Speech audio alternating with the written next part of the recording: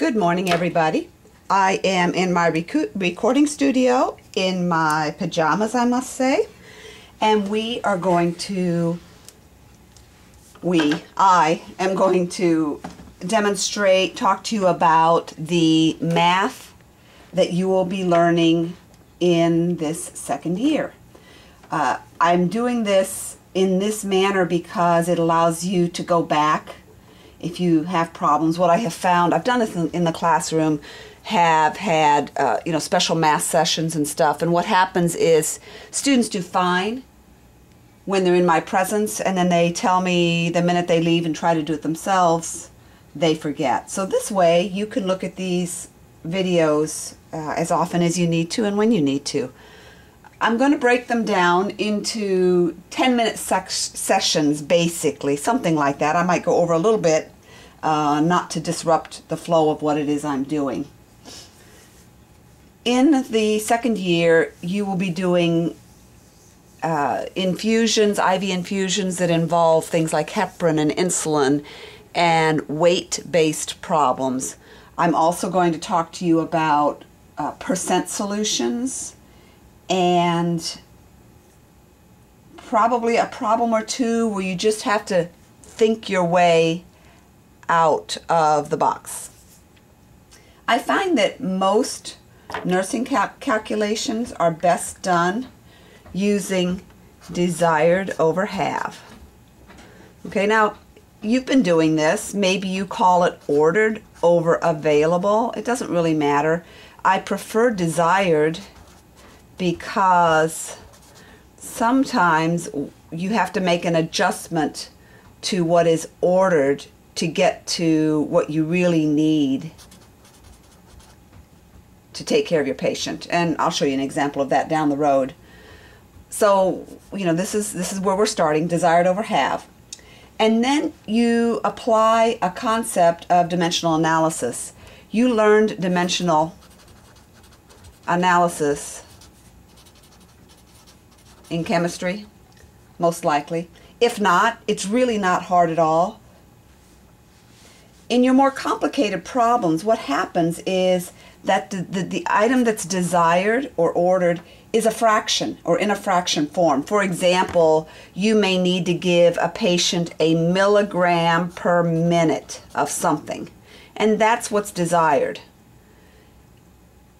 And what you have is also a fraction. So, for example, if you have something in an IV solution, it may come in, say, 400 milligrams in 250 milliliters. So, what you have is also a fraction. Desired over half works beautifully in this situation. You end up having a fraction over a fraction. I'm not going to use, this is not the best problem for me to demonstrate it with you, but I'll find one that is. Remember your basic math rules? You learned this in the 4th or the 5th grade. 4th or 5th grade, dividing fractions. For example, if you had 1/2 divided by 3/4, which could also be written like this, 1/2 divided by 3/4. Think a minute, what do you do?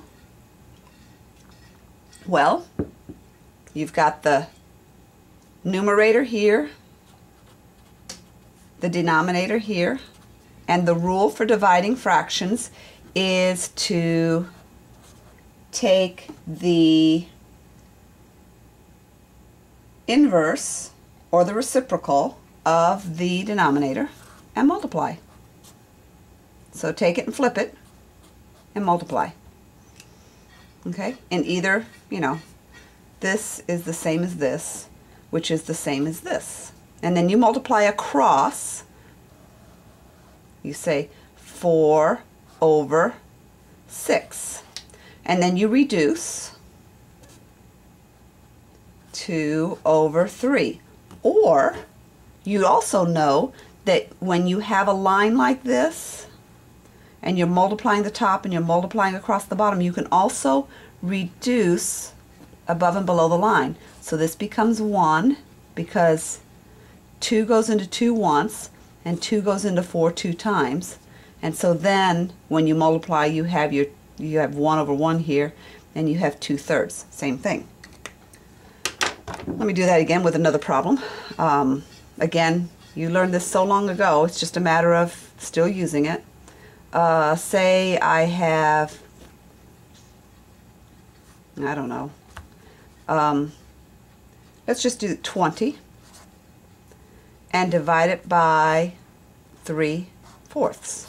So how many times will 3/4 go into 20? And your rule says you take the 20, and you can put it over 1 if you like to have, you know, something on the top and something on the bottom. And then you multiply it by the inverse, which is 4 over 3. When you have a multiplying sign like that, you can treat that like 20 times 4 divided by 1 times 3. Now there's nothing here that I can reduce, nothing goes into anything else, so then I have 80 divided by 3, and if I wanted to make that a whole number, I would take the 80 and I would divide it by 3, and I would get 26.67. Alright, so that is your dividing by fractions. Now, dimensional analysis. In dimensional analysis, the concept here, or the rule that works, is that you can divide anything you want as many times as you want by something that equals 1. So there's lots of things that equal 1. Let me give you examples of what I mean. For example, if you say 60 minutes is 1 hour, this really equals 1 because 1 hour is the same as 60 minutes. It just provides a mechanism or an avenue, an organized way for you to convert from one unit to another. So anything you want to say, anything, let's see. 30 mils is 1 ounce. Okay. 1 gram is 1,000 milligrams. Or 1,000 milligrams is 1 gram. And you're going to use these in the direction that you need to eliminate units so that you're left with the unit that you need. And we'll talk about the unit that you need shortly.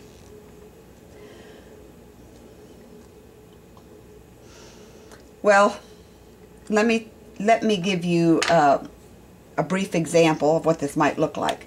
Let's say that you have ordered a medication and it comes in an IV bag, and this medication, the order is for 1 milligram per minute.